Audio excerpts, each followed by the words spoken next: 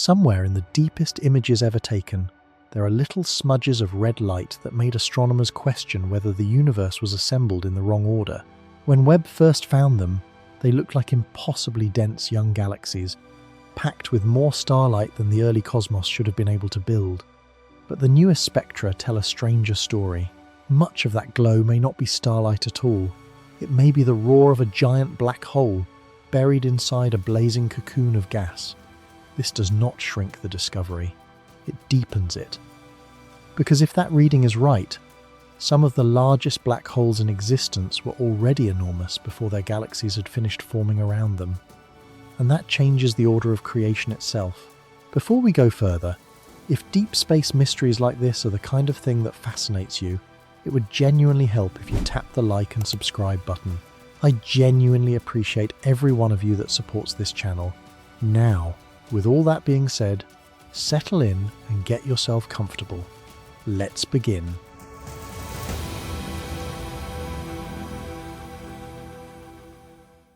The thing that finally cracked this open was not a sharper picture. It was a spectrum. And to understand why that matters, you have to know what these objects had refused to give up until now. For years, the little red dots had been almost purely a problem of appearance. They showed up as compact points of red light, and a point of light is a stingy thing to study. You can measure roughly how bright it is. You can measure roughly what colours it leans toward, but you cannot ask it what it is made of, or how fast its gas is moving, or what kind of engine is heating it, because all of that information is buried in detail that a simple image throws away. The dots were bright enough to alarm people, and too starved of detail to answer for themselves. Then one of them fell into a nearly perfect trap. The object is catalogued as Glimpsy 17775, and it happens to sit almost directly behind a massive foreground galaxy cluster called Abell S1063. That cluster is so heavy that its gravity bends the space around it, and light passing through that bent space gets focused and magnified, the way a thick lens concentrates light onto a single point. Nature had placed a magnifying glass between us and one of the most mysterious objects in the sky. That lens did something no telescope on its own could have afforded. Webb stared at this patch of sky for a long, deep exposure, and the cluster's gravity multiplied the effect of every one of those hours, delivering far more light to the detector than the raw observing time should have allowed. A faint smudge became something you could actually take apart. The result, published in June of 2026 by a team led by Vasily Kokorev at the University of Texas at Austin, was the deepest spectrum ever obtained for one of these objects. For the first time, astronomers were not looking at a little red dot. They were looking inside one. Here is what a spectrum actually does, because everything that follows depends on it. When you pass light through Webb's near-infrared spectrograph, you spread it out by wavelength, the way a prism fans white light into a rainbow. Woven through that rainbow are sharp lines, bright ones where gas is glowing at very specific colours, and dark ones where gas is absorbing very specific colours. Every element in nature prints its own pattern of lines, a barcode that never changes. Hydrogen has its barcode. Helium has another. Iron has a dense, complicated one. Decode the barcode, and you can name the ingredients of something billions of light years away that you will never touch, never visit, and never see as anything more than a smear. But a spectrum tells you more than ingredients. The exact position of each line reveals motion, because gas rushing toward you crowds its light toward the blue, and gas rushing away stretches it toward the red. The width of each line reveals how fast material is churning. The brightness of one line compared to another reveals temperature, density, and how fiercely the gas is being lit up. A good spectrum is not a photograph, it is a confession, and Glimpsy 17775 confessed a great deal. When the team finished counting, they had identified more than 40 distinct spectral features in a single object. That number alone is startling for something this faint and this far away. Most of these dots had given up 2 or 3 lines under enormous effort. This one laid out more than 40, and when astronomers looked at what those 40-plus features were saying, they did not point in 40 different directions. They converged. The strangest and most important part of that confession was the iron. Buried in the spectrum were 16 separate emission lines from iron, so many and so closely packed that the researchers described them as an iron forest. Now, iron is not exotic. It is the ash of dead stars, forged in their cores and scattered when they explode. But seeing 16 iron lines lit up and glowing in the early universe is not like finding iron in a rock. It is like finding iron screaming. Iron does not emit that forest of lines on its own. It has to be excited, hammered with high-energy radiation until its atoms fluoresce, the way certain paints glow under ultraviolet light in a dark room. The light going in has to be far more energetic than the light coming out. So the very first thing that iron forest demands is a source of hard radiation. Something in that object was flooding the surrounding gas with high-energy light, enough to make 16 distinct iron transitions light up at once. Ordinary starlight, even the light of hot young stars, struggles to do that. You need a harder, more punishing energy source. You need the kind of radiation that pours out of matter falling onto a black hole where gas is torn apart, compressed, and heated to extremes before it disappears. The hydrogen told a second part of the story. The spectrum showed broad hydrogen lines, meaning the hydrogen gas was not sitting still. It was moving at tremendous speed, some of it toward us and some away, all at once, smearing what would otherwise be a narrow spike into a wide, sprawling feature. Broad hydrogen lines like these are a classic signature of gas whipping around a compact, massive central object at high velocity. On their own, in another context, you might interpret them as the fingerprint of an ordinary feeding black hole, the kind that powers a quasar, but here they arrived alongside everything else, and the everything else refused to let the story stay ordinary. The helium added a third layer, and it was a subtle one. The spectrum showed helium both fluorescing, glowing where it was being excited, and absorbing, carving dark notches where cooler helium sat in front of a brighter source and drank in its light. That combination, emission and absorption from the same element in the same object, is not what you get from a thin, wispy cloud. It is what you get when there is a great deal of gas, layered in depth, some of it lit up and some of it in shadow, stacked between us and a powerful engine. Helium seen this way as a density gauge, and the gauge was reading high. The oxygen deepened it further. Oxygen, too, appeared in fluorescence, glowing because it was being pumped by radiation from something fierce nearby. Line after line, element after element, the same requirement kept surfacing. Whatever sat at the center of this object was not gently warming its surroundings. It was blasting them. Now, none of this by itself proves a single grand conclusion, and it is worth being careful here, because the honest version of this story is stronger than the hyped one. A single iron line does not prove a model. A single broad hydrogen line does not prove a model. Any one of these features, taken alone, could be argued over, explained away, attributed to some unusual population of stars or some peculiar patch of dust. What made this spectrum different was not any one line. It was that more than 40 independent features all needed the same underlying conditions to make sense at the same time. And when the team asked what single physical picture could produce all of it together, the simple answers began to fail one by one. Start with the most obvious simple answer, the one astronomers always try first. Maybe you are just looking at a cloud of gas rotating around a center, glowing as it spins. It is the tidiest possible explanation, and for many objects in the sky it is exactly right. But a plainly rotating cloud produces spectral lines with a particular, predictable shape. Gas coming toward you and gas going away from you spread the line out symmetrically, and the edges of that line fall off in a specific way. When the researchers looked closely at the shapes of the lines in Glimpsey 17775, they did not match a simple spinning cloud. The lines had the wrong profile. Their wings, the faint extended edges where the line fades into the background, stretched out too far and too smoothly, tapering in a way that rotation alone does not explain. That mismatch is not a minor accounting detail. It is a clue about the medium the light is traveling through, and it points straight at density. Here is the idea. In a gas that is dense and ionized, meaning its atoms have been stripped of some of their electrons, those free electrons are everywhere, packed close together. When light from the central engine tries to escape, it does not fly straight out, it ricochets. Each photon bounces off electron after electron on its way through the gas, and every bounce nudges its wavelength slightly. By the time the light finally escapes, thousands of tiny random nudges have blurred and widened every spectral line, and they've done it in a distinctive way, smearing the wings out into long, smooth tapers. This process is called electron-scattering, and it leaves a signature that a simple rotation cannot fake. The line shapes in this object looked like light that had fought its way out through a thick, electron-rich fog. That single realization reshapes the whole picture, and it does something else that matters enormously. Something we will return to when we weigh these black holes directly. If a broad line is broad partly because the light was scattered on its way out, and not only because the gas is physically racing around at that speed, then any mass you calculate from that line width can come out too high. You would be crediting the black hole with motion that is really just blurring. It is a warning written into the physics. The widths of these lines cannot be taken at face value.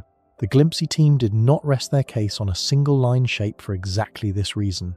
They leaned on the whole convergent set: iron, hydrogen, helium, oxygen, density, temperature, all of it, precisely because any one diagnostic alone can mislead you.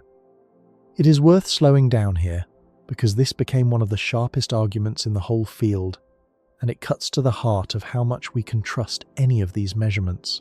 Look closely at the shape of a broad line in one of these objects, and you often find something specific: a sharp, narrow spike right at the center, and then two long, low tails spilling far out to either side, fading gently rather than dropping off cleanly.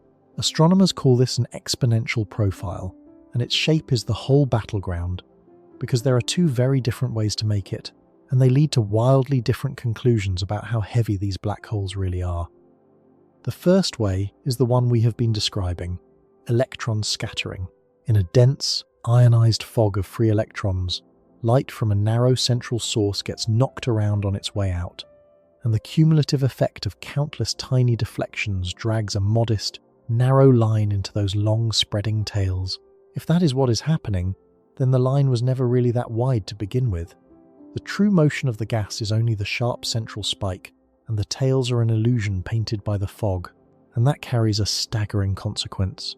Since we weigh these black holes by how wide their lines are, reading the whole broad, tail-laden line as motion would credit the black hole with speed that is not there.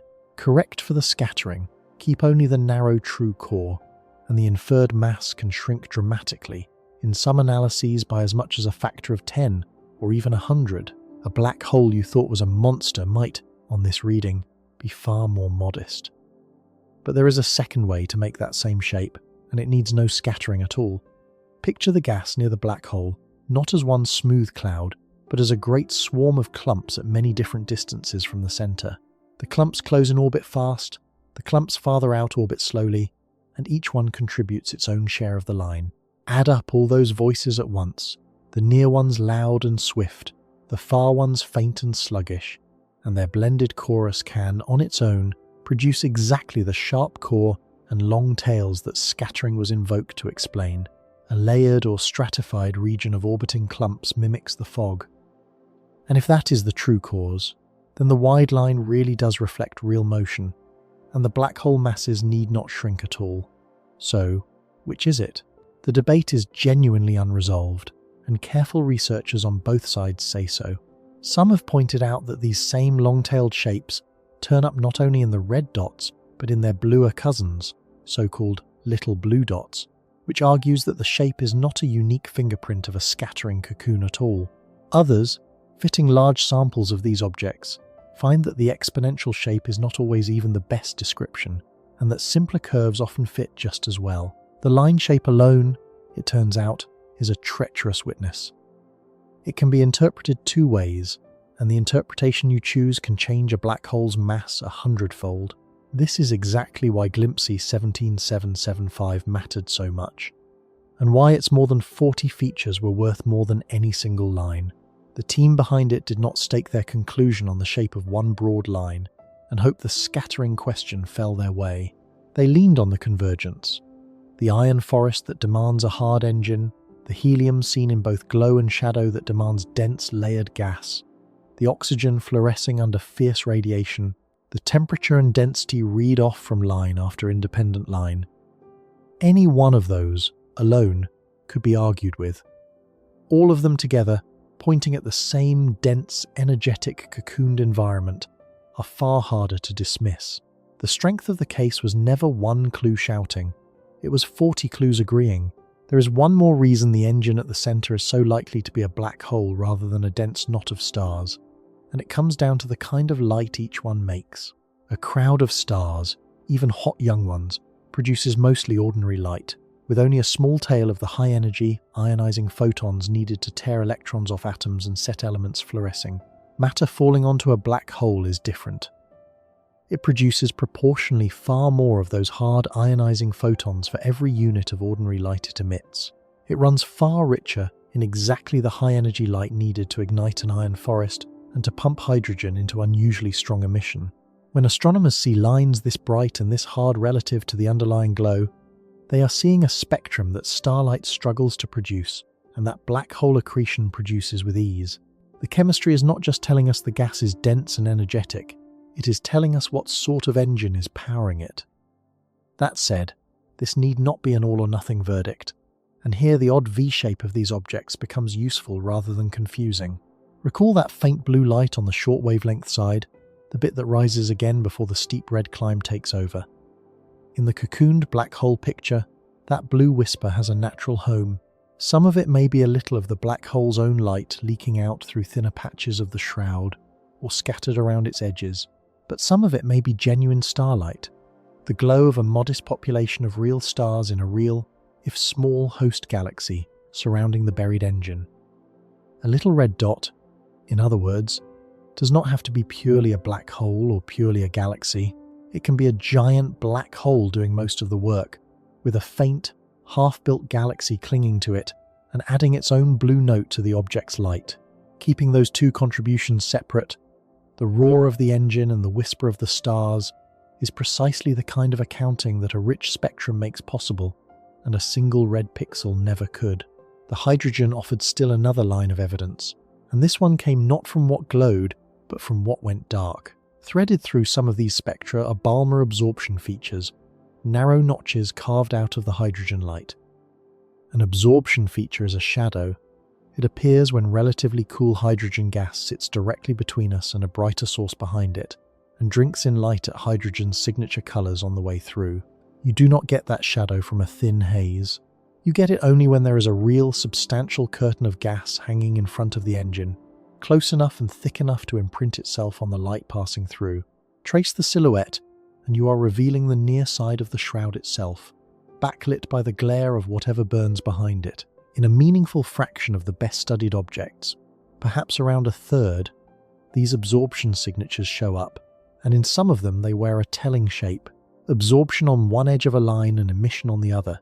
The classic mark of gas that is not merely sitting there but moving, a shell of material flowing outward from the source or settling inward toward it.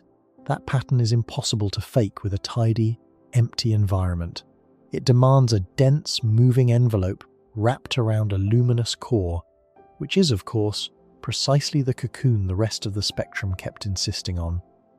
So the Balmer shadows cast their vote from a different direction than the iron and the helium, and they vote the same way. Different elements, different physics, different corners of the spectrum, all describing the same picture. A powerful central source, swaddled in a thick, layered, partly moving blanket of gas. When independent clues that could easily have disagreed all converge on one structure, that convergence is the closest thing early universe astronomy has to a fingerprint at the scene. So assemble what the spectrum is now insisting on.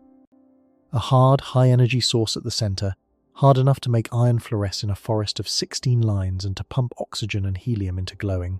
Gas moving at high speed close to that centre, printing broad hydrogen features.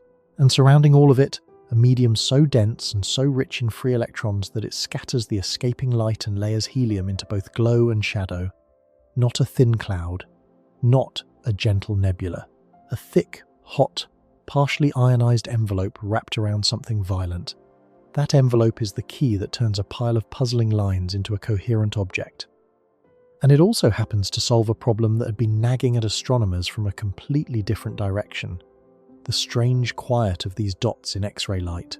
If the engine at the center is a black hole feeding hard enough to make iron scream, it should be pouring out X-rays. That is what feeding black holes do. The region right around them, where matter is compressed and superheated before it falls in, is one of the brightest X-ray sources nature builds. And yet the little red dots, as a group, are strikingly faint in X-rays. So faint that for a while their quietness was used as an argument against there being any hungry black hole in them at all. How can something be blasting its surroundings with enough energy to light up an iron forest and still barely register to an X-ray telescope? The dense envelope answers that too. If the black hole is buried inside a thick enough shroud of gas, that gas absorbs the X-rays before they can escape. But the energy does not vanish. Absorbed X-rays heat the envelope, and the envelope re-radiates that energy, not as X-rays, but at longer, gentler wavelengths, spilling it back out as optical and infrared light. Think of a bare, blinding bulb wrapped in frosted glass. You no longer see the harsh point of the filament. You see a soft, reddened glow, warmer and wider than the source inside. The cocoon does not just hide the black hole, it launders its light, taking the hard, high-energy radiation that should have been screaming in X-rays and reprocessing it into the long wavelength red glow that gave these objects their name. And this is the moment the separate clues stop being separate. One structure, a rapidly feeding black hole wrapped in an extraordinarily dense envelope of gas, explains the iron forest because the buried engine floods the gas with hard radiation. It explains the broad hydrogen because gas is moving fast near the center. It explains the layered helium because there is enough gas at enough depth to both glow and absorb. It explains the strange line shapes because the light is scattered by dense electrons on its way out. And it explains the X-ray silence because the cocoon swallows the X-rays and hands the energy back as red light. 5 separate mysteries, one structure. This is what people mean when they use the phrase that has attached itself to these objects, a black hole star. It is a name that can mislead you if you take it literally, so let us be exact about it. A black hole star is not a star. There is no fusion at its heart. Nothing is burning hydrogen into helium in a core. The engine is a black hole, and the light is ultimately powered by matter falling into that black hole, not by nuclear fire. The word star sneaks in because of how the thing behaves from the outside. Wrapped in its dense cocoon, the object radiates the way an enormous stellar atmosphere would, a vast, glowing envelope of gas with its energy welling up from deep inside. If you did not know better, the outer layers would look almost stellar, almost like the puffed-up atmosphere of some impossibly huge sun. The physics of the surface mimics a star, even though the power source at the center is the least star-like object in the universe. The name is a description of the disguise, not the engine, and Glimpsey 17775 is, so far, the clearest look anyone has gotten past that disguise. This is the object where the mask slipped, where a lucky alignment and a deep stare produced enough light to test the idea against not one clue but more than 40, and where those clues, hydrogen and helium and oxygen and that unmistakable forest of iron, all pointed the same direction at once. The lead researcher put it plainly. Part of the field had already been drifting toward the black hole star picture, but no earlier object had carried all the pieces of evidence in one place. This one did. For this dot, the case is about as strong as early universe astronomy gets. Now comes the discipline that separates real science from a satisfying headline, and it is the discipline the researchers themselves insisted on. One object, however perfect, is one object. The evidence that Glimpsey 17775 is a black hole hidden in a glowing cocoon does not automatically mean that every little red dot in the sky is the same kind of thing. The dots may not be one uniform class. Some could be black hole dominated, like this one appears to be. Some could be a blend of a buried black hole and genuine starlight from a surrounding galaxy, both contributing to the glow. Some could turn out to be compact bursts of star formation dressed up in unusual gas. Some might be ordinary feeding black holes seen through strange material. The nickname Little Red Dot describes how something looks in an image. It does not certify what that something is, any more than calling 100 different animals brown certifies that they are all the same species. What this spectrum did was prove that at least one of these objects is genuinely, spectacularly explained by the cocooned black hole picture, and that the picture is not a hand wave, it is a specific, testable physical model that predicts exactly the kinds of features Webb found, right down to the reason the X-rays go missing. That is an enormous step. It turns black hole star from a suggestive phrase into a working theory with a worked example. But it also sharpens the question rather than closing it, and the sharpened question is where this story has to go next. Because if this is what a little red dot really is, a giant black hole burning inside a shroud of gas, then we have to go back and look again at the whole crowd of them, the hundreds of these objects Webb kept finding scattered across the young universe. We have to ask what they looked like before anyone could take them apart line by line, why the very sight of them set off talk of a broken cosmos, and how a population that seemed to demand impossible galaxies could have been hiding black holes in plain sight the entire time. One object told us what the engine can be. The crowd is about to tell us why that answer was so hard to accept, and why, for the tidy story astronomers had been telling themselves, it was such unwelcome news. So turn now from the one to the many. One object gave up its secrets. The crowd it came from did not, and to understand why that crowd caused so much trouble, we have to rewind to before anyone could take a single dot apart. We have to go back to the moment these things were nothing but red specks in a photograph, and photographs, it turns out, are very good at lying by omission. When Webb opened its eyes on the distant universe in 2022, it began pulling faint objects out of the dark that earlier telescopes had never been sharp enough or sensitive enough to catch. And almost immediately, in survey after survey, the same odd character kept appearing. Small, compact, red. Not red the way a warm sunset is red, but red in a way that stood out even against a field of ancient, distant galaxies. These points of light showed up again and again, scattered across the earliest epochs Webb could reach, clustered mostly around a time when the universe was only about 600 million years old, a mere infant compared to the roughly 14 billion years it has lived since. By 2025, more than 340 of them had been catalogued, and then, strangely, they thinned out. Trace the population forward in cosmic time and the dots grow rarer, until by around 2 billion years into the universe's history they have all but vanished from Webb's view. They arrive in a rush, they linger for a while, and they disappear. A whole class of object that seems to belong to one specific chapter of cosmic history and no other. That pattern alone was enough to make people pay attention. But paying attention is not the same as understanding, and this is where the trouble began, because a compact red point of light is one of the most ambiguous things you can find in the sky. Consider what red can actually mean, because the word hides at least 4 completely different stories, and from an image alone, you often cannot tell which one you are looking at. The first kind of red is the red of distance itself. The universe is expanding, and that expansion stretches light as it travels. A wave of light that set out billions of years ago gets pulled to longer and longer wavelengths on its journey, sliding from blue toward red, the same way a sound drops in pitch as its source races away from you. This is called redshift, and it is not a property of the object at all. It is a property of the gulf of space and time between us. An object can be perfectly ordinary in colour and still arrive at our telescopes looking deeply red, simply because it is far away, and the cosmos has stretched its light the entire trip. So the first question about any red dot is boring but essential. How much of this red is just the distance talking? The second kind of red is intrinsic. Some objects genuinely emit more red light than blue because of what they are made of and how they are lit. Take away the redshift, correct for the stretching, and the object is still red at the source. That is a real physical fact about the object, and it means something entirely different from the red of mere distance. The third kind of red is the red of obscuration.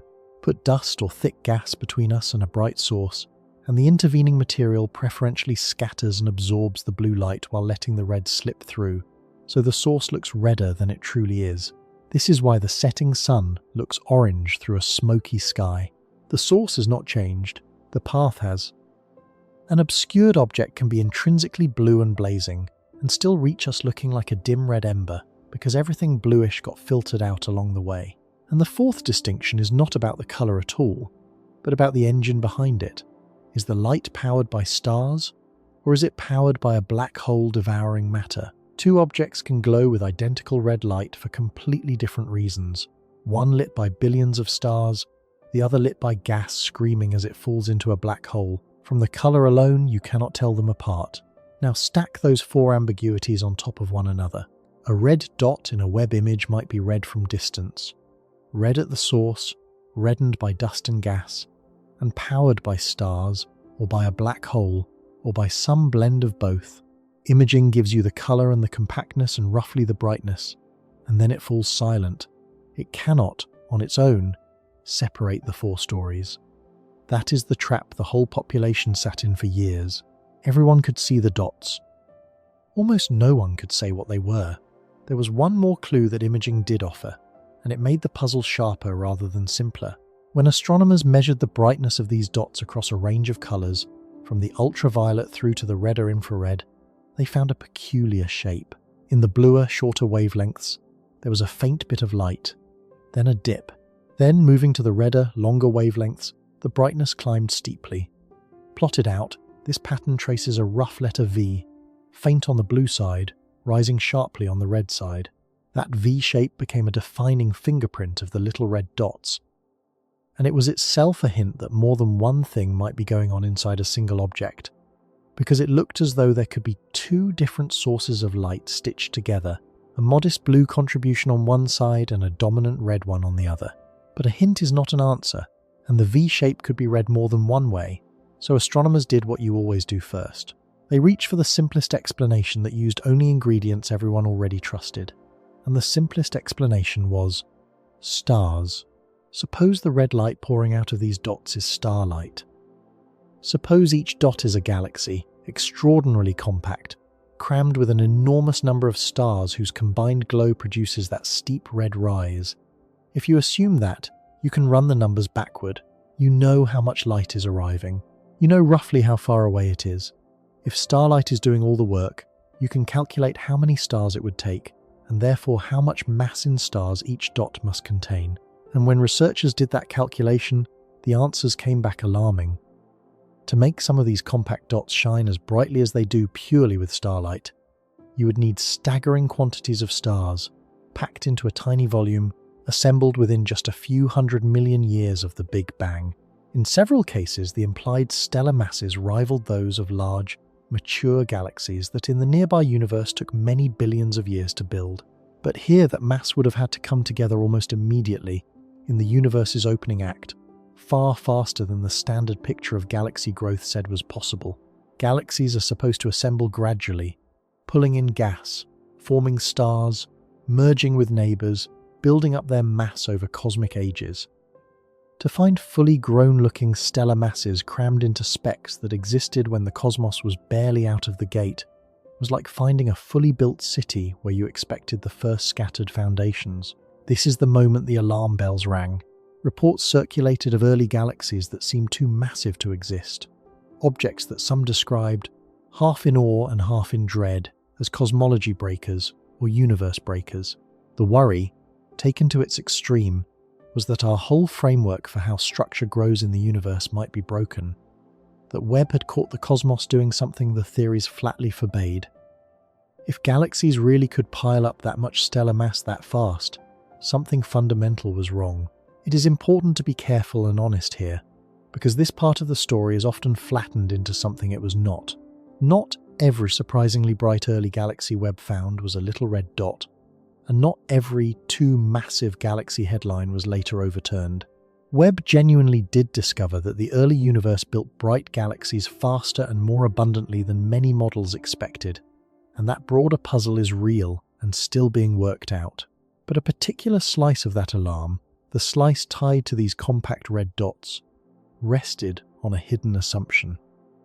It assumed that the red light was starlight. The entire towering mass estimate stood on that one load-bearing guess, and that guess was about to be tested by the only tool that could test it. Not another image, but a spectrum. Because when astronomers finally managed to spread the light of some of these dots into its wavelengths, they saw something that starlight alone cannot easily make. They saw broad hydrogen lines. We met these in the previous object, but their meaning for the wider population is worth drawing out slowly, because this single discovery quietly detonated the pure starlight story for at least part of the crowd. A hydrogen emission line is light glowing at hydrogen's characteristic colours. In a calm galaxy, where gas drifts at modest speeds, that line is narrow, a tight spike.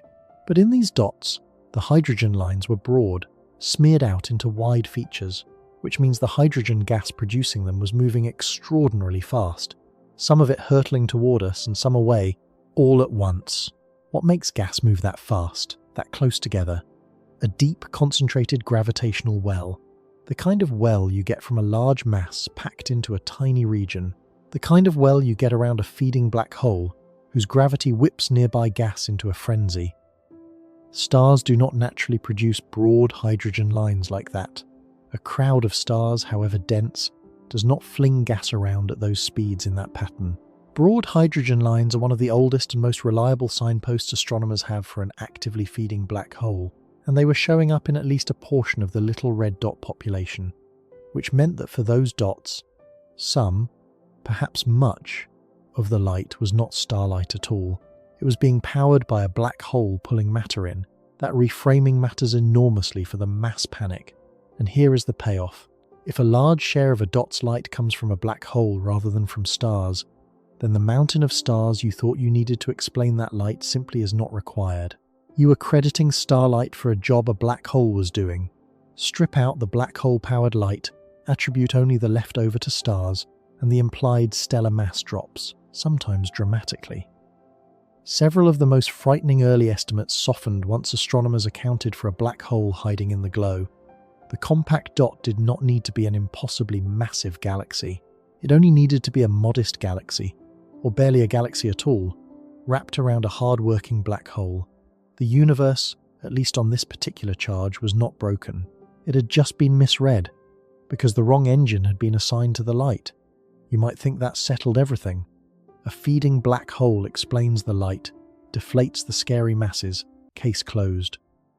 But the dots refuse to be that cooperative, because the moment you say feeding black hole, you have made a specific prediction, and the dots broke it. We have a very well-studied kind of object that is a feeding black hole in a distant galaxy. We call them quasars, and they are among the brightest, most violent beacons in the universe. Black holes gorging on gas and blazing across cosmic distances. If the little red dots were simply quasars, we would know exactly what to expect from them, because we have studied quasars for decades. And on point after point, the dots refuse to behave like the quasars we know.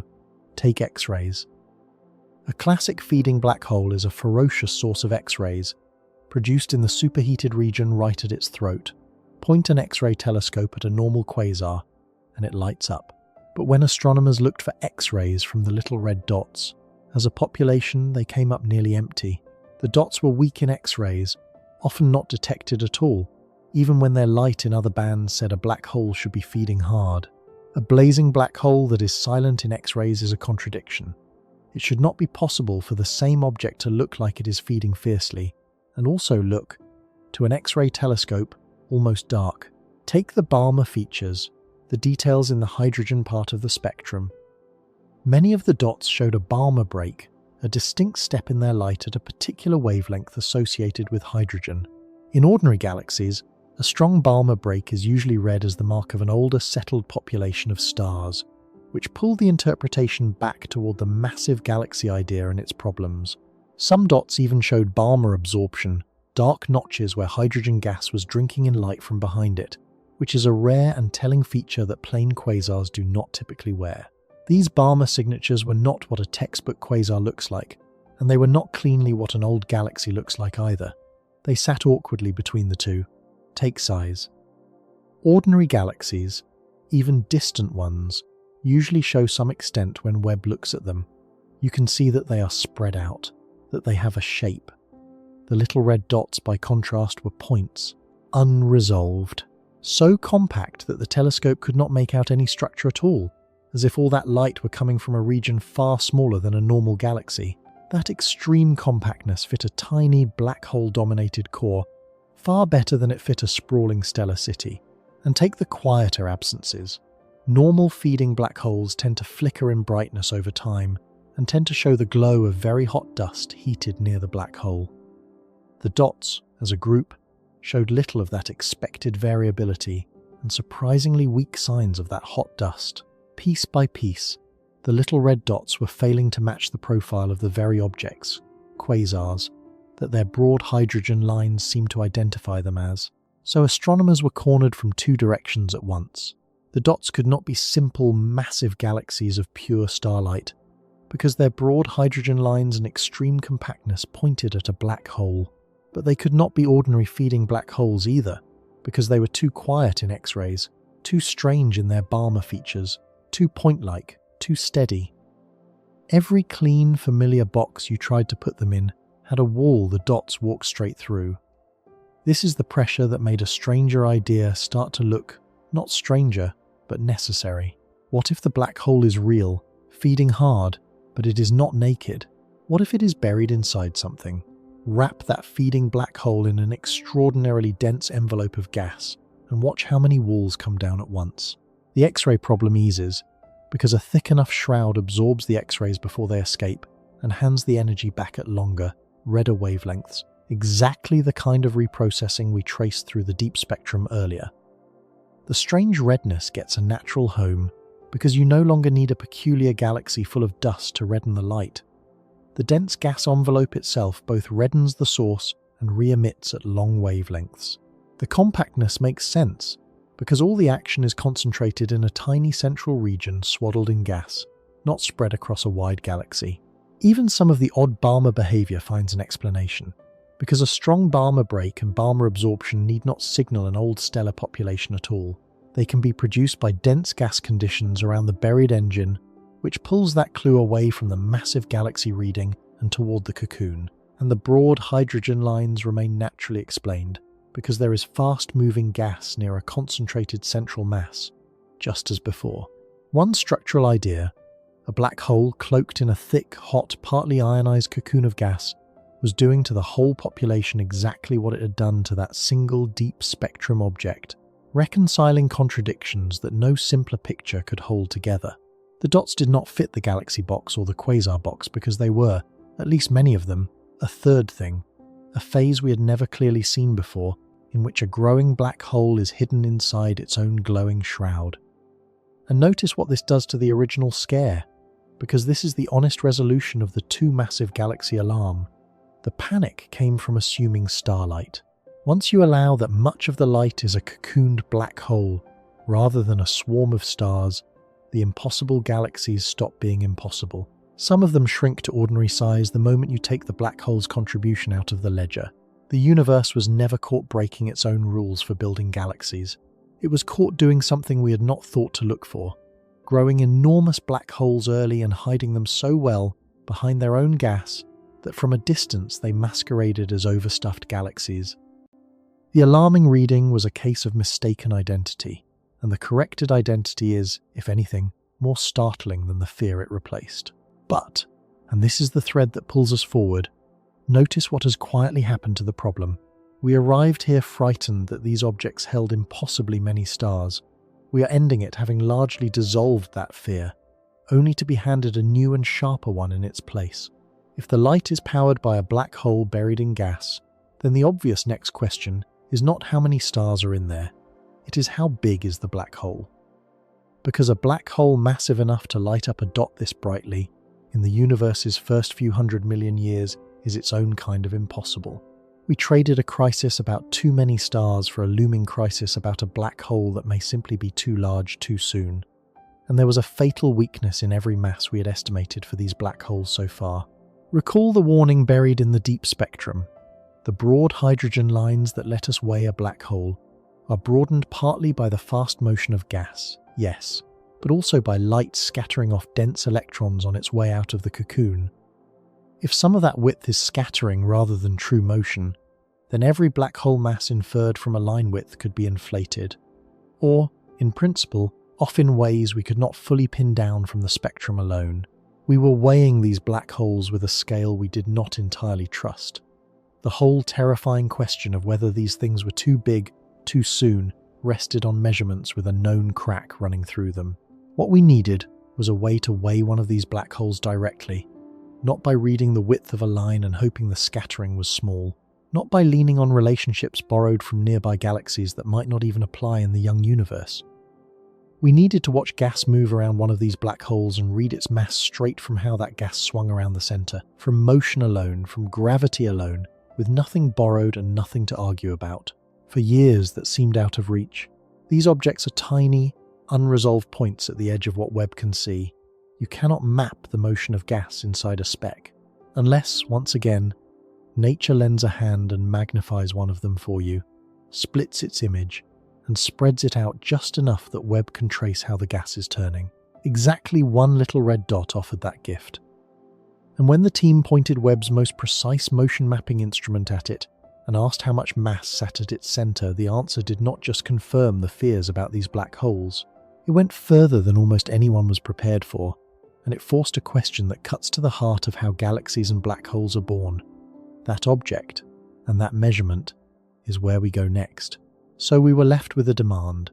Stop guessing the weight of these black holes from the width of a line, and instead weigh one directly, by watching gravity work. That demand sounds simple. In practice, it is close to impossible, because these objects are unresolved points at the frontier of what any telescope can see. You cannot map the motion of gas inside a speck, and yet, once again, the universe had quietly arranged one exception, and that single exception has become the most important little red dot ever measured. Its catalogue name is Abell 2744 QS01. The first part of that name belongs not to the object but to what sits in front of it. Abell 2744, an enormous cluster of galaxies nicknamed Pandora's Cluster, so massive that it bends the space around it into a natural lens. Behind that lens, far more distant, lies the dot itself. And this particular alignment does something even more useful than simple magnification. The cluster's gravity does not just brighten the background object, it splits it. The light from QS01 is bent along 3 different paths on its way to us. So the same object appears 3 separate times in Webb's images, in 3 different positions, magnified by 3 different amounts. One dot tripled and enlarged by a lens the size of a galaxy cluster. That is the gift that made everything that followed possible. And the object it reveals is old, almost beyond comprehension. Its light left it at a redshift of about 7, which places it a mere 750 million years after the Big Bang. When this light began its journey, the universe had lived only about 5% of its current age. There were no mature galaxies yet, no long histories of stars being born and dying over and over to enrich the cosmos with heavy elements. This is the raw early universe, still assembling its first structures, and sitting there, in that primitive setting, is the object we are about to weigh. The region we see spans only about 1,300 light-years across, a tiny patch by galactic standards, a compact knot of glowing gas with something powerful at its heart. Now, the black hole inside QS01 was not a total unknown before the direct measurement. Astronomers had already estimated its mass the old way, the way we weigh most distant black holes. And it is worth understanding that old way carefully, because its weakness is exactly what the new measurement had to overcome. The traditional method leans on the broad hydrogen lines we have been discussing, and on a relationship borrowed from the nearby, present-day universe. Here is the logic. Around a feeding black hole, gas swirls at a speed set by the black hole's gravity, and the width of the broad hydrogen line tells you roughly how fast that gas is moving. Combine that speed with an estimate of how far the gas sits from the black hole, and you can infer a mass. But that second ingredient, the distance of the gas from the black hole, is not something you can measure directly for a faint distant object. Instead, astronomers use a calibrated rule of thumb built from black holes close to home, where these quantities can be pinned down. You assume the gas near the distant black hole behaves the way calibration from better studied black holes says it should, and you infer its mass. For QS01, that indirect approach had suggested a black hole of roughly 40 million times the mass of our Sun, an extraordinary figure for such an early object, but one carrying every uncertainty we have already explored. The line might be broadened partly by light scattering through dense gas rather than purely by motion. The nearby universe relationship might not hold in the wild conditions of the young cosmos. You are weighing something 13 billion years away with a scale calibrated on objects nothing like it, and hoping the calibration travelled. It might be right. It might be badly off. From the line alone, you could not be sure, and for an object this important, hope is not evidence. So the team behind the new work, using Webb, threw out the rule of thumb and went after gravity itself. The instrument that made it possible is Webb's near-infrared spectrograph, operating in a special mode called an integral field unit. An ordinary spectrograph takes the light from one spot and spreads it into a spectrum. An integral field unit does this for a whole grid of spots at once, across a small patch of sky, so that instead of one spectrum you get hundreds, one for every little tile in the grid. The result is not a flat image and not a single spectrum, but something richer, a map. For every point across the face of QS01, the instrument records not just how bright the gas is, but how fast it is moving toward or away from us. Measured from the tiny shifts in its spectral lines, you end up with a velocity map, a chart of motion painted across the object. It is worth being exact about how that map turns into a mass, because the whole weight of the result rests on this one chain of reasoning, and every link is something you can check. Start at a single tile in the grid, one tiny patch of the object's face. The instrument hands you a spectrum for that patch, and in it sits a hydrogen line at a known colour, a colour measured in laboratories on Earth and fixed for all time. But the line does not arrive at that exact colour. It is nudged, very slightly, toward the blue or toward the red. That nudge is the Doppler shift, the unmistakable mark that this patch of gas is in motion relative to us. Gas moving toward you crowds its light toward the blue. Gas moving away stretches it toward the red. Measure the size of the nudge and you have converted a smear of light into a number. How fast that one patch of gas is moving, and in which direction, along your line of sight. Now do that not once, but for every tile at once, hundreds of them tiled across the object, each with its own spectrum and its own tiny shift. Analyze them all, and the pattern assembles itself. Down one side of the center, patch after patch shows a blueward nudge, gas wheeling toward us. Down the opposite side, patch after patch shows a redward nudge, gas wheeling away. That two-sided pattern is rotation made visible, and its details carry the payload. Because the speed of the gas at each distance from the center is set by exactly one thing: how much mass lies inside that distance, pulling on it. Faster orbits mean more enclosed mass. So you walk inward from the edge, measuring the speed at each radius, and at every step you are effectively asking the gas how much mass it is circling. Do that from the outer gas all the way in, and the whole rotation resolves into one hard number, the total mass the orbiting gas is bound to. Pried from light the object could not help but emit. No calibration lifted from other galaxies, no assumption about the shapes of lines, nothing but the raw motion of gas answering to gravity, laid bare at last for anyone willing to read the map. And when the team built that map for the hydrogen gas around the center of QS01, the pattern that emerged was the cleanest possible signature of a concentrated central mass. On one side of the center, the gas was moving toward us. On the other side, directly opposite, it was moving away. The object was rotating, spinning around its middle like a turntable, one edge advancing and the other retreating. That much, on its own, is not remarkable. Lots of things rotate.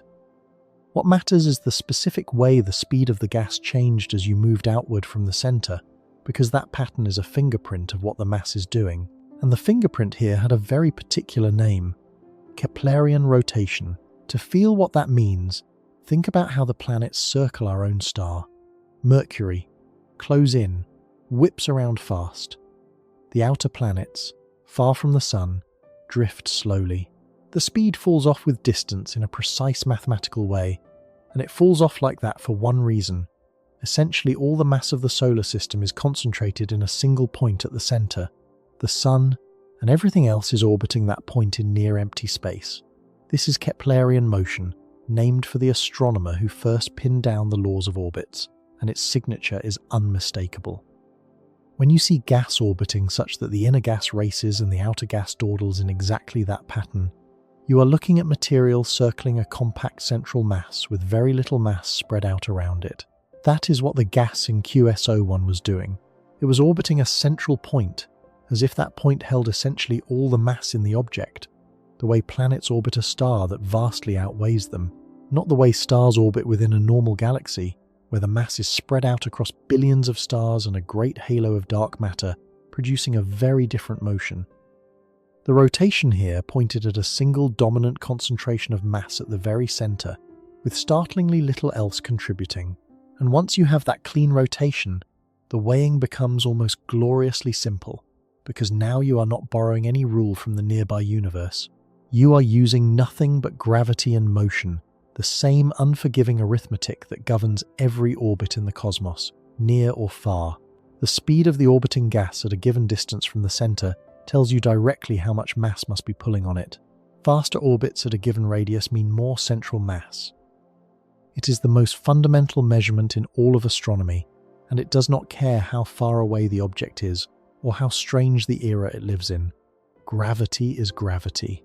There is one honest complication, and the team handled it carefully rather than hiding it.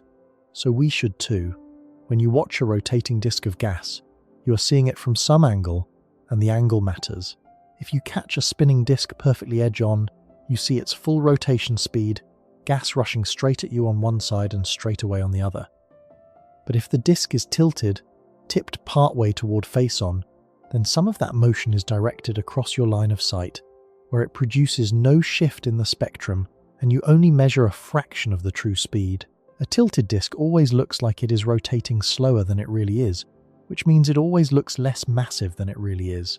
So the raw measurement, taken before correcting for that tilt, gives you a floor, a guaranteed minimum.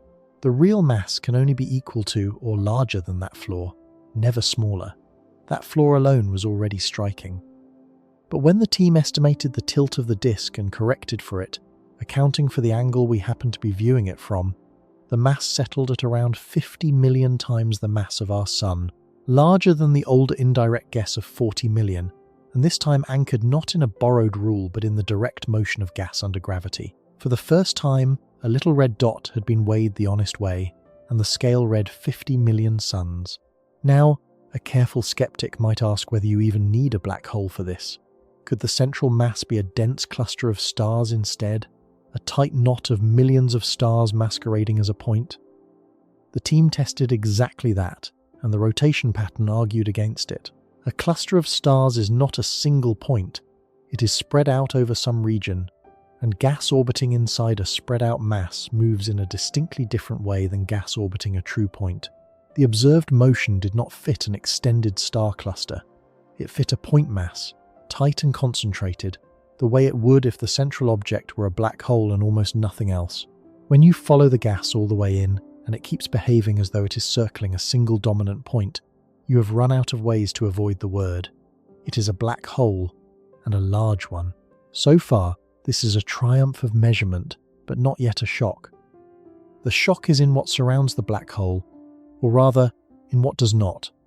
Remember that clean Keplerian rotation, the gas orbiting as though the central point held essentially all the mass. That pattern does not just reveal the black hole, it sets a ceiling on everything else. If there were a substantial galaxy here, a great mass of stars spread around the center, the gas motion would show it, would feel that distributed mass tugging on it, and would deviate from pure point mass orbits. It did not. The rotation left remarkably little room for a heavy stellar component. The gas moved as if the black hole were, to a first approximation, the only thing that mattered. Push that logic through and the numbers become almost absurd. From the rotation, the black hole appears to account for at least 2/3 of the entire measured mass of the object. Conservatively, its mass is more than twice the mass of everything else combined, stars and gas and all. The ratio of black hole mass to stellar mass here is not slightly unusual. It sits orders of magnitude above what we see in the mature galaxies around us today, and by roughly a factor of 10 beyond even the most extreme early objects Webb had previously turned up. Astronomers reach for a blunt word to describe it: overmassive. Where a typical galaxy's central black hole is a rounding error set against its stars, a fraction of a percent barely worth mentioning, Here the black hole is the headline and the galaxy. The footnote. This is a black hole that is wildly, almost impossibly too heavy for the pitiful amount of galaxy around it, and the gas that is there tells the same story from a different direction. The material surrounding the black hole is close to pristine, made almost entirely of hydrogen and helium, with strikingly few of the heavier elements. Those heavier elements, everything past helium, are manufactured inside stars and scattered when stars die. A galaxy that had already built up a large population of stars would have polluted its surroundings with those elements, generation after generation. The near absence of them here means the opposite. Barely any stars have lived and died in this place. The galaxy has hardly begun. The chemical evidence and the dynamical evidence agree. There is a giant black hole, and around it, almost nothing yet, a thin, chemically primitive wisp of a galaxy that has scarcely started to form. In the local universe, this relationship runs the other way, and that contrast is the whole point. Nearby, black holes and their host galaxies scale together in a tight, well-known partnership. Big galaxy, proportionally big central black hole, with the black hole typically a tiny fraction of the galaxy's total mass, a fraction of a percent. The black hole is the small dark heart of a vast bright body. QSO1 inverts that entirely. Here the black hole is not the small heart of a large body, it is most of the body. The galaxy is the afterthought clinging to the black hole, not the other way around. This is where we have to be scrupulously careful about what has been shown and what has been inferred, because the honest version of this result is powerful enough without overreach. What Webb directly measured is a mass imbalance. Here, now, in this object as we observe it, a black hole that vastly outweighs its surrounding galaxy. That imbalance is the observation. The natural reading of that imbalance is that the black hole did not grow up slowly inside an already built galaxy the way the textbook says, because there is no already built galaxy here for it to have grown up inside. The black hole is enormous, and the galaxy is barely present, which strongly suggests the black hole came first and the galaxy is only now beginning to gather around it. That reading, that the black hole preceded most of its galaxy, is a scientific interpretation of the mass imbalance. It is not a historical event anyone watched unfold. No one filmed this black hole forming before its stars. We are inferring the order of events from a snapshot, from the frozen imbalance of a single moment 13 billion years ago. The inference is strong and it is reasonable, but it is an inference, and the researchers themselves frame it that way rather than as witnessed fact. Even held to that careful standard, the result is a genuine jolt to the tidy picture we inherited. The comfortable story had substantial galaxies assembling first, their stars living and dying and leaving behind black holes that then slowly fattened at the center. QSO1 shows at least one system where that sequence looks reversed, where the black hole was already a giant while the galaxy was still a chemically primitive sketch. And because this is the direct, gravity-based measurement we had been demanding all along, it lands with a weight the older line width estimates never could. The cracked scale has been replaced by a true one, and the true one reads out something the simple theories did not expect. But a single frozen snapshot, however dramatic, raises an obvious hunger. We have caught a black hole hidden in a cocoon in the deep spectrum. We have caught a black hole that dwarfs its galaxy in this direct weighing. Both are moments, single frames pulled from a process. What we have not seen is the process itself moving, one stage flowing into the next. Is there any object that catches by black holes in the act of changing, a frame between the frames? Astronomers think they may have found one, and it came not from Webb alone, but from Webb working together with a much older telescope staring at the same patch of sky. The telescope is NASA's Chandra X-ray Observatory, and the object has been nicknamed plainly the X-ray dot. Its story begins with the very contradiction that has haunted this entire investigation. The little red dots, as a population, are strangely silent in X-rays. That silence is one of the central clues that they are black holes buried in dense gas, cocoons thick enough to swallow the X-rays that a feeding black hole should emit. So a little red dot that does emit X-rays would be an oddity, a break in the pattern, and potentially something far more interesting than an oddity. The team found exactly that by comparing new Webb observations with a Chandra survey of the same region, a deep X-ray survey that had, remarkably, been sitting in the archive for over 10 years. The X-ray data had been collected long before anyone understood what little red dots were. Only when Webb's view was laid over that old X-ray map did one object stand out. Here was a source that looked, in Webb's eyes, much like a little red dot, compact and red and distant, roughly 12 billion light-years away. But unlike its silent siblings, this one showed up in Chandra's X-ray image.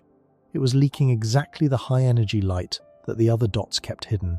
That single difference is the reason this object might be so valuable, and the interpretation the team proposed is a candidate evolutionary bridge, a possible frame between the frames. Line up the pieces we have gathered. A little red dot is thought to be a black hole feeding hard inside a dense cocoon of gas, and that cocoon is what traps and reprocesses the X-rays, keeping the object dark in high-energy light. But a feeding black hole does not just sit inside its cocoon forever. It eats. It consumes the very gas that shrouds it. And as it devours that gas, the shroud should not stay a perfect sealed sphere. It should begin to thin, to develop gaps, to grow patchy, like a heavy overcast sky beginning to break apart into scattered clouds with blue showing through the holes. And through those holes, X-rays could finally escape. The high-energy light from material falling onto the black hole, once completely trapped, could start to poke through the openings in the thinning cocoon, becoming visible to a telescope like Chandra for the first time. In this picture, the X-ray dot is a little red dot caught mid-transformation, its cocoon beginning to clear, its buried black hole starting to shine through in X-rays as it transitions toward a more ordinary, visible feeding black hole of the kind we recognize elsewhere in the universe. If that reading holds, then for the first time we would be looking through a gap in the shroud, seeing into the heart of one of these objects as it changes, watching the moment the cocoon begins to fail. It is a beautiful idea, and precisely because it is beautiful, it has to be handled with restraint, which is exactly what the researchers urged. The X-ray dot is a candidate. It is one object, and its transitional nature is a proposal, not a proven fact. The team was explicit that an alternative explanation remains fully in play. The X-ray dot might not be a transitioning little red dot at all, and go, but simply a more common kind of feeding black hole that happens to be wrapped in an unusual, never-before-seen type of dust, an ordinary object in a strange coat rather than a rare object mid-metamorphosis. There is, as yet, no way to be certain which of these it is, and further observations are planned specifically to tell the two apart. So the sequence, it seems to illustrate, a young black hole growing inside a dense cocoon, most of its high-energy light trapped, the cocoon gradually consumed and turned patchy, X-rays beginning to leak out, the object drifting toward a conventional visible black hole must be labelled for what it is, a candidate model of how these objects might evolve, suggested by a single suggestive source, not a life cycle confirmed across the whole population. That alternative deserves to be spelled out, because it is a real rival, not a throwaway. Astronomers already know of feeding black holes that look reddened and dim, not because they are wrapped in a special cocoon, but simply because ordinary dust sits between us and them, filtering their light. The X-ray dot could be one of those, a fairly conventional growing black hole seen through a veil of dust that only looks like a little red dot by coincidence. The twist is that to fully mimic the dot's peculiar properties, the dust would have to be unusual, arranged or composed in a way astronomers have not clearly seen before. So the choice is between two oddities, a little red dot caught in the rare act of shedding its cocoon, or an ordinary black hole cloaked in a strange, never-before-catalogued kind of dust. Neither is comfortable, and that is exactly why the object is valuable. What could settle it is more light of the right kind. A deeper look at the object's X-rays could reveal the telltale signature of gas absorbing and re-emitting at particular energies, the fingerprint you would expect if X-rays were genuinely clawing their way out through gaps in a thinning shroud. A finer measurement of how its light is dimmed across many wavelengths could reveal whether plain dust or a dense ionized cocoon is doing the reddening, since the two filter light in subtly different ways. Those observations are planned. Until they arrive, the honest label on this object is candidate, and only candidate, a single suggestive source that may be a bridge between the buried black holes and the visible ones. glimpsed at the moment its disguise begins to fail, or may turn out to be something more mundane wearing an unfamiliar coat. Either way, it is a thread worth pulling, and pulling it is exactly what astronomers intend to do next. But even as a candidate, it does something the two frozen snapshots could not. It hints at motion. It suggests that the cocooned black hole of the deep spectrum and the overmassive black hole of the direct weighing might not be two unrelated curiosities, but two stages of one unfolding story, with the X-ray dot glimpsed somewhere along the path between the buried beginning and the visible end. A giant black hole is born, or seeded early. It feeds furiously inside a dense shroud, glowing red, silent in X-rays, masquerading as an impossible galaxy. It dominates whatever meager galaxy exists around it, outweighing it many times over. And then, slowly, it eats its way out of its own disguise. The cocoon breaks, the X-rays escape, and it settles into the kind of feeding black hole we have always known, at the center of a galaxy that is finally, belatedly, catching up to it. Every stage of that story, taken from real objects, points the same disquieting direction. These enormous black holes were not the slow product of galaxies that formed first. They appear again and again to have been large early, larger than the galaxies around them, present before the galaxies were built. And that forces the question this entire investigation has been circling from the start, the question we can no longer put off. If these black holes were already giants in the universe's first few 100 million years, already outweighing their host galaxies, already so massive they had to be hidden inside cocoons of gas to make sense at all, then where, in a universe that young, did they come from? What could possibly make a black hole of 50 million suns that fast, that early, before there was scarcely a galaxy to make it from? That is not a question about what these objects are. We have spent this whole journey answering that. It is a question about how they began. The question we arrived at is deceptively short.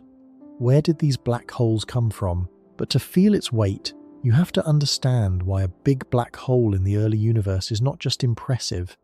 It is a problem with a clock attached, and the clock is what makes it so hard. Black holes grow by eating. Gas falls in, and as it falls, it heats and glows and adds its mass to the whole. That much is simple. What is not simple is that the eating has a speed limit built into the physics, and the limit fights the very growth it enables. As gas crowds toward a black hole, it lights up, and that light pushes outward. Push hard enough and the outward pressure of the radiation starts shoving away the very gas that was trying to fall in. A black hole feeding too greedily blows its own dinner off the table. There is a natural ceiling on how fast a black hole of a given size can swallow, a balance point between gravity pulling matter in and light pushing it back out. Astronomers call it the Eddington limit, and for most of the history of the subject it was treated as roughly the fastest a black hole could sanely grow. Now, wind the clock. Suppose you start with a small black hole, the corpse of a single dead star, perhaps a few tens or a few hundred times the mass of our Sun. Let it feed at that natural ceiling, as fast as the physics comfortably allows, without pause, without a single interruption. How long would it take to reach 50 million suns? The answer is uncomfortable. It takes a long time, hundreds of millions of years of unbroken, maximum feeding, and even that assumes nothing ever goes wrong, that the gas supply never runs dry, that the black hole never blows away its own fuel and has to wait for more. And yet the object we weighed, Abell 2744 QS01, already carried 50 million suns when the universe was only 750 million years old. There simply was not enough time. Start from a small stellar seed at the moment the first stars could have died, feed it flat out the entire way, and you still struggle to arrive at 50 million suns before the universe hands you the deadline. The growth we see outruns the clock we understand. This is the real engine of the whole crisis, and it is worth stating plainly. It was never mainly about one strange spectrum or one odd colour. It is about arithmetic. Enormous black holes in the first billion years are hard to build from small beginnings, because the honest speed of growth, multiplied by the honest amount of time, does not reach the honest final mass. Something has to give. Either the black hole started bigger than a dead star, or they grew faster than the comfortable limit, or they started earlier than we assumed, or some combination of all three. Every serious theory of where these black holes came from is, at bottom, an attempt to beat that clock. So let us walk through the ways you might beat it, and let us be honest about which rest on solid ground and which are guesses dressed in mathematics. The first pathway is the humble one, the one that changes the least. Start with the black holes left behind by the very first generation of stars, the ones astronomers call population 3 stars. These were the first stars ever to shine, formed from nothing but the primordial hydrogen and helium of the young cosmos, unpolluted by any heavier element because no star had yet lived to make one. With no heavy elements to complicate their birth, these first stars may have grown far more massive than stars typically do today, and when the heaviest of them died, they would have collapsed into black holes heavier than any ordinary stellar corpse, perhaps a few hundred suns rather than a few tens. That gives you a head start. A heavier seed reaches a given final mass sooner. But even the most generous population, 3 seed, fed at the comfortable ceiling, still strains to reach tens of millions of suns in the time available. The head start helps. It is probably not enough on its own. This pathway uses only ingredients we are fairly confident existed, which is its great strength, but it leans hard on everything going right for a very long time. The second pathway skips the humble seed entirely and tries to make a big black hole in one dramatic step. It is called direct collapse, and the idea is that under special conditions in the early universe, a vast cloud of pristine gas could collapse straight into a single enormous object without first fragmenting into ordinary stars. Normally, a large gas cloud breaks up as it collapses, splintering into many stars rather than one giant. But if the conditions are just right, if the gas is kept warm enough and smooth enough to resist fragmenting, the whole cloud could funnel inward together and produce a black hole seed of tens of thousands, even 100,000, suns from the start. That is a colossal head start, and it makes the clock problem far easier, because you are no longer building 50 million suns from a stellar corpse. You are building it from something already enormous. The catch is that direct collapse requires a delicate recipe, particular conditions that may have existed only in rare pockets of the early universe. It is physically motivated and taken seriously, but it asks for special circumstances, and how often nature actually cooked them up is genuinely uncertain. The third pathway is a cousin of the second. Rather than a clean collapse straight to a black hole, imagine an intermediate object first, a single, monstrous star far larger than anything that exists today, a supermassive star of perhaps tens or hundreds of thousands of suns, loosely held together, glowing enormously, and destined to collapse fairly quickly into a massive black hole seed. Some models describe a related structure, a quasi-star, in which a growing black hole sits swaddled inside a bloated stellar envelope, feeding from within while the whole thing shines like a titanic star from outside. If any of that sounds familiar, it should. It rhymes uncomfortably with the black hole star picture we built earlier. A black hole buried in a vast glowing envelope of gas. The resemblance may be a coincidence of language, or it may be a hint that the earliest feeding phase and the earliest seed-forming phase are describing overlapping physics. These supermassive star and quasi-star routes are theoretically appealing, but they involve objects no telescope has ever confirmed, structures we can model but have never plainly seen. The fourth pathway leans on crowding. In the dense heart of a young star cluster, stars pack so tightly that they collide and merge, and the growing product sinks to the center and swallows more, a runaway pileup that could build a heavy black hole seed through sheer congestion. It uses ingredients we know exist, dense clusters and colliding stars, but whether the runaway reliably produces seeds large enough, fast enough, remains an open question. And then there is the fifth pathway, the one that sits apart from the others because it does not build the black hole from anything in the universe of stars and gas at all. It proposes that some black holes were never made from matter collapsing.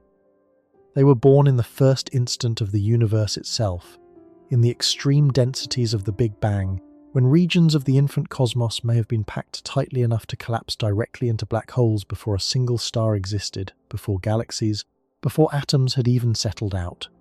These are primordial black holes, and if they exist, they solve the clock problem in the most radical way imaginable, by making the seed older than everything. You do not need to grow a black hole fast in the first billion years if it was already there from the first second. It is a genuinely speculative idea. There is no confirmed detection of a primordial black hole, and the concept remains firmly in the category of possibility rather than established fact. But it is not fringe nonsense either. It is taken seriously enough that, when the extreme properties of QSO1 were published, some researchers explicitly floated primordial black holes as a way to explain a black hole so overmassive, so early, in gas so pristine. We should hold it exactly as loosely as the evidence demands. An intriguing candidate, not a conclusion. Line those 5 pathways up and you can see the shape of the honest uncertainty. On one end, the well-grounded but time-strained idea of stellar seeds growing at the ceiling. In the middle, the physically motivated but special conditions ideas of direct collapse, supermassive stars, quasi-stars, and cluster runaways, using real ingredients under demanding circumstances. On the far end, the exotic possibility of black holes older than starlight itself. No one of them is confirmed. The little red dot evidence does not hand us the answer to which is right. What it does, and this is the crucial thing, is change the terms of the argument, and it changes them in a direction that makes several of these once desperate ideas look a good deal more reasonable. Here is how the new evidence reshapes the problem, piece by piece. The first shift is about visibility, and it is subtle but powerful. For years, one of the reasons early giant black holes seemed so impossible was that we simply did not see very many of them in the act of growing. If the universe was busily building 50 million sun black holes in its first few 100 million years, where were they all? The little red dots may be the answer to that missing crowd. If these hundreds of compact red objects are, many of them, black holes feeding furiously inside dense cocoons of gas, then the early universe was full of growing black holes. We just could not recognize them, because the cocoon disguised them. It hid the X-rays that would have flagged them as feeding black holes. It reddened and softened their light until they masqueraded as overstuffed galaxies. Hidden accretion, growth happening behind a shroud, would have made early black hole growth systematically easy to overlook. And that reframes the whole scarcity. Perhaps early giant black holes never were as rare as they seemed.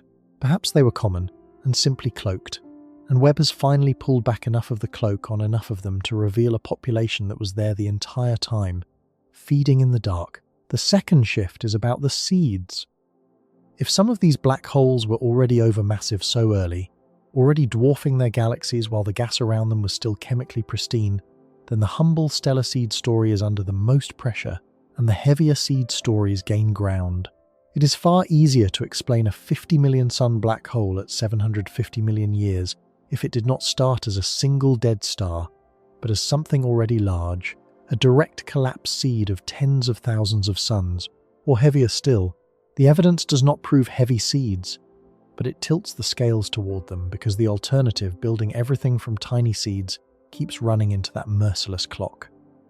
When you actually measure a black hole this big, this early, in gas this clean, the theories that give the black hole a large head start stop looking exotic and start looking necessary. The third shift is about the feeding itself. The cocoon is not just a disguise, it may be a mechanism. A black hole buried in an extraordinarily dense envelope of gas is a black hole with an enormous, immediate food supply pressed right up against it.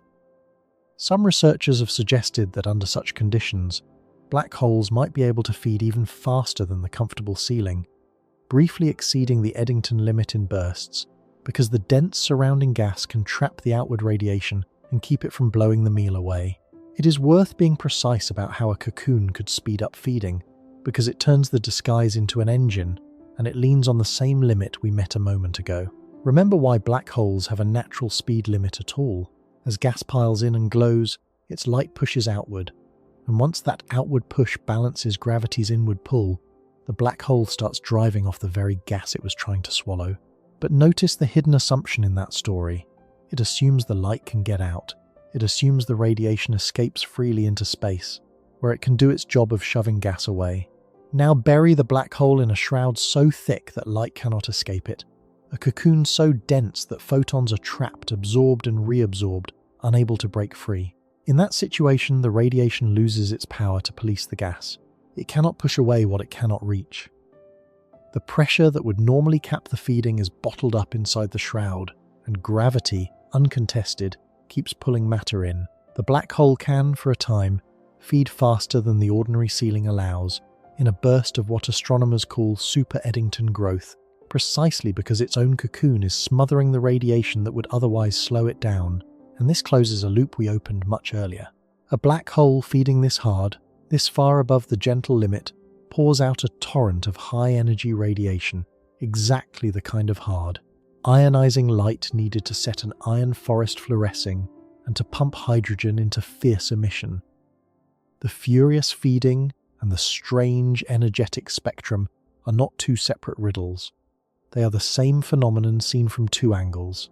The cocoon that hides the black hole from our X-ray telescopes may also be the very thing that lets it gorge, and its gorging may be what lights up the cocoon in the first place. Disguise, feast, and glow bound together in a single structure.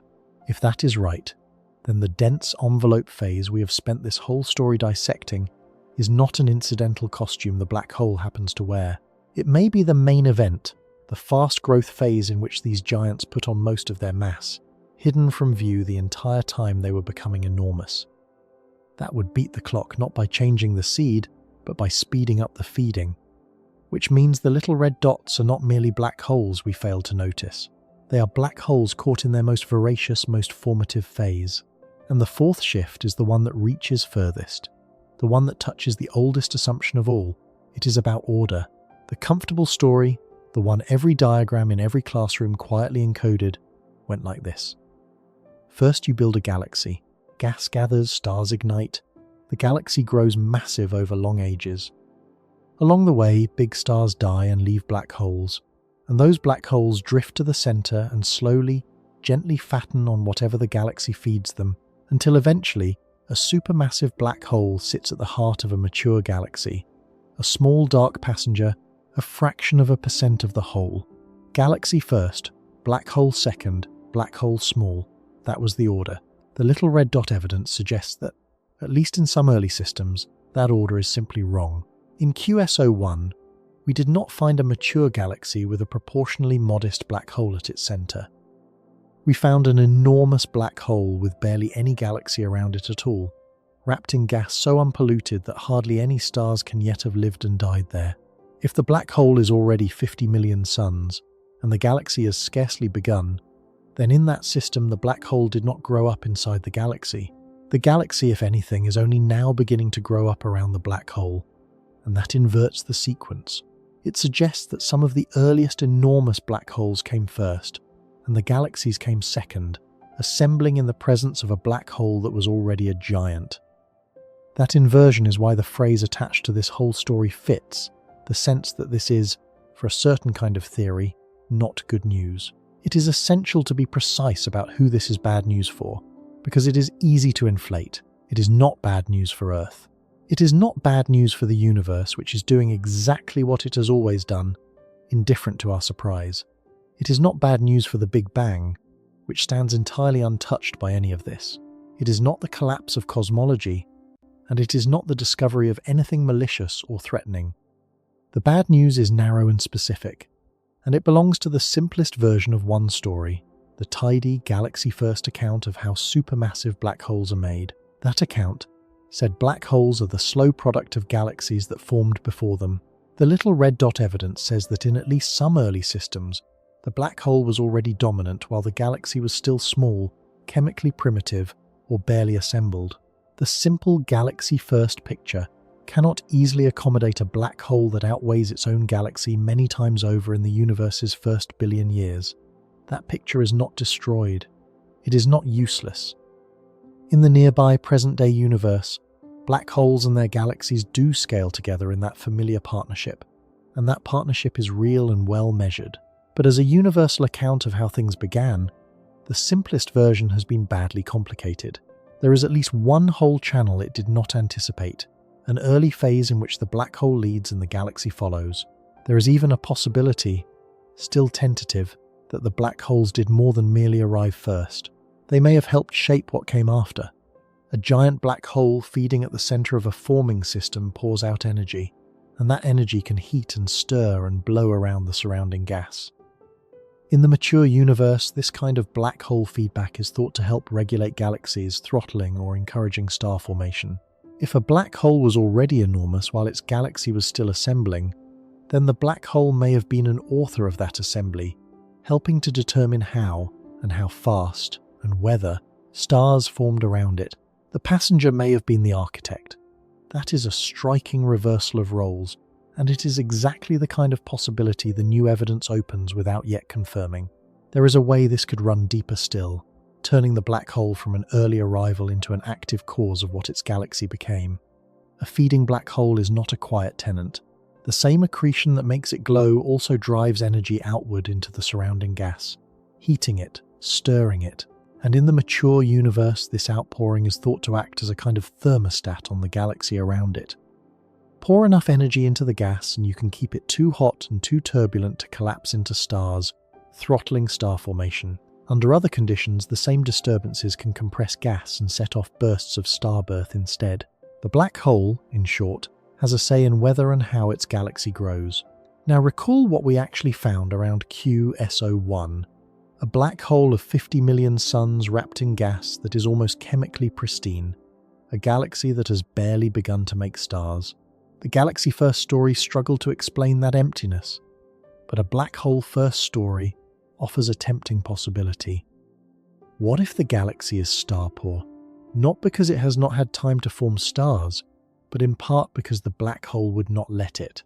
What if an engine that was already enormous had been heating and blowing around the surrounding gas, holding off the wholesale collapse into stars, so that the black hole grew fat while the galaxy stayed thin? On this view, the sparse, pristine host is not merely evidence that the black hole came first.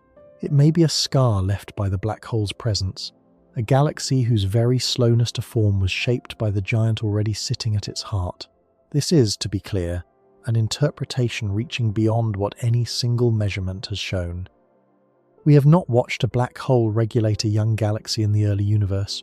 We have found a black hole and a strangely undergrown galaxy sharing the same tiny patch of ancient space, and we are asking whether one could have shaped the other. But the mere fact that the question is now reasonable marks how far the ground has shifted. We began with black holes imagined as the small late products of galaxies. We are ending with the genuine possibility that, in some of the earliest systems, the black hole was the senior partner all along, arriving first, feeding hardest, and helping to write the story of the galaxy that would slowly gather around it. Which brings us, finally, to honesty, and to the title that started all of this.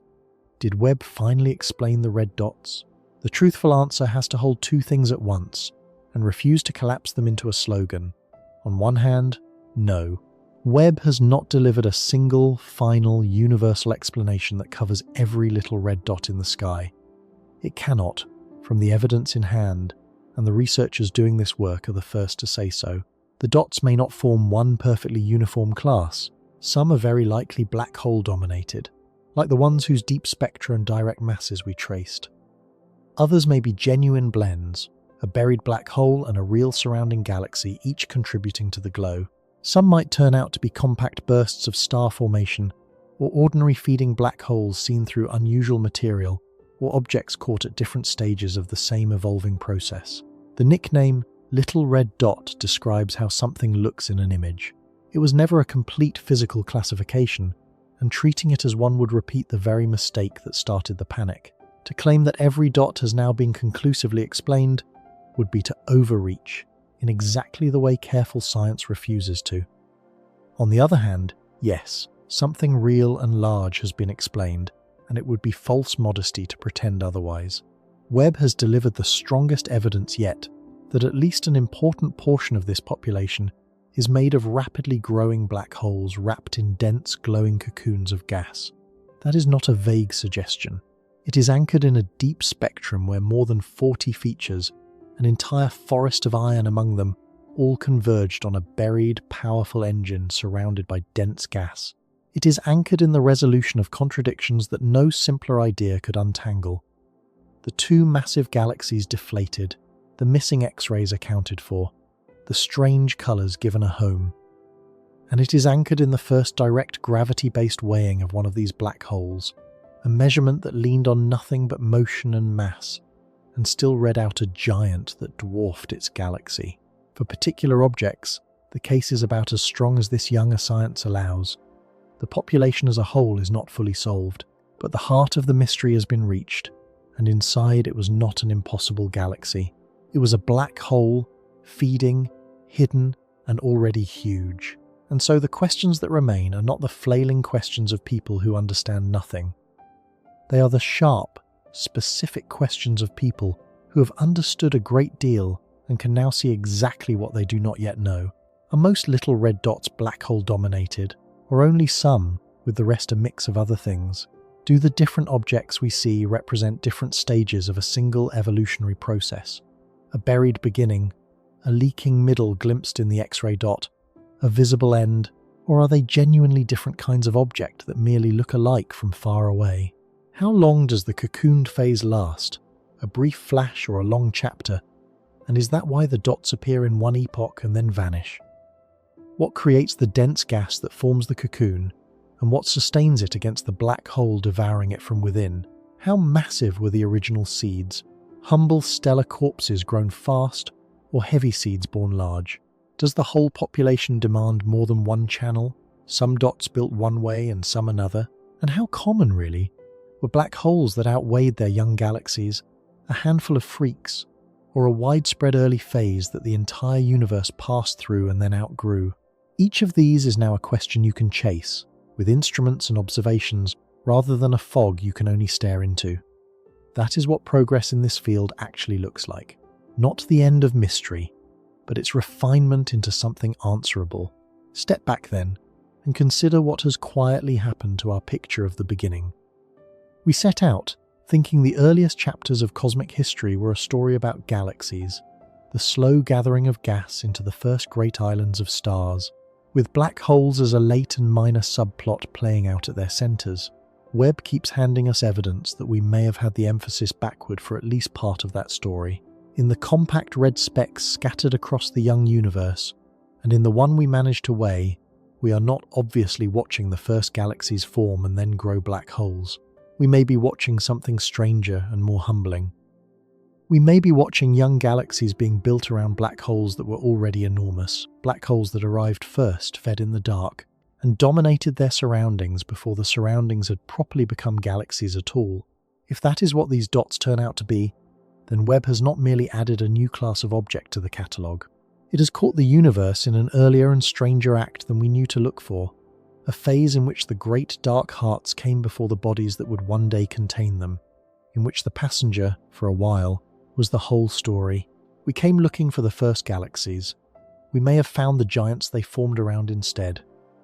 And the tidy order we once drew on the classroom wall, galaxy first, black hole after, turns out to be, at best, only half of a much older and more surprising truth, one the little red dots are still in the middle of telling us.